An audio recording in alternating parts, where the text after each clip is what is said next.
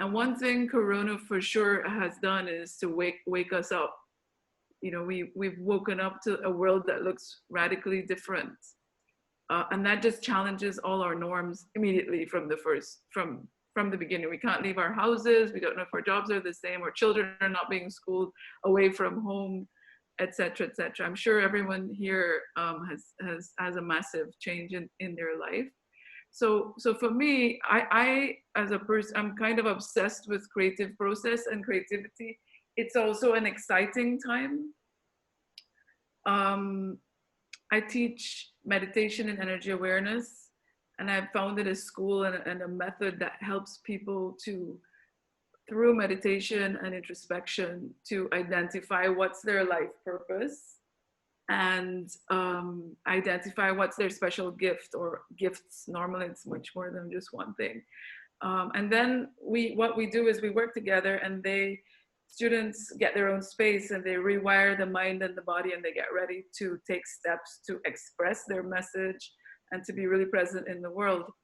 And of course, me learning what I know about that process came from a deep personal process lasting 40 years, full of obstacles and changes and challenges and walls to work through and so on.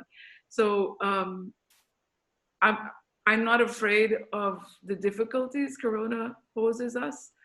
And from that perspective, I feel that even though there's a lot of suffering involved, that it could be the catalyst for people to actually take a step, another step. Most people are already taking steps, but to realize that, or maybe they're forced to come out of the closet and share that special gift or special ability they have.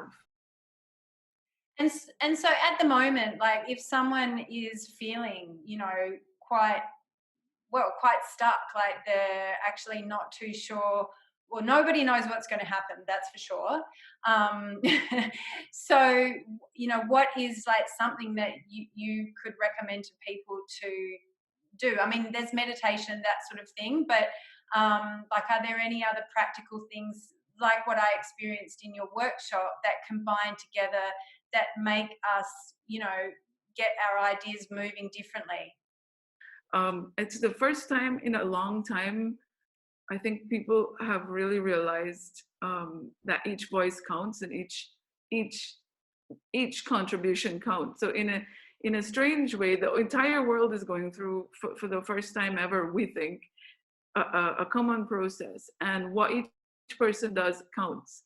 And with the climate question, we didn't even wake up to that, and now we're faced with this. And I as an energy awareness teacher, I find that interesting because maybe that's what we needed in terms of evolving. We needed to understand how important each one of us is. And every time I work with somebody, that's the biggest challenge for all of us, myself included, is to understand your own greatness, your own impact, that you're really important.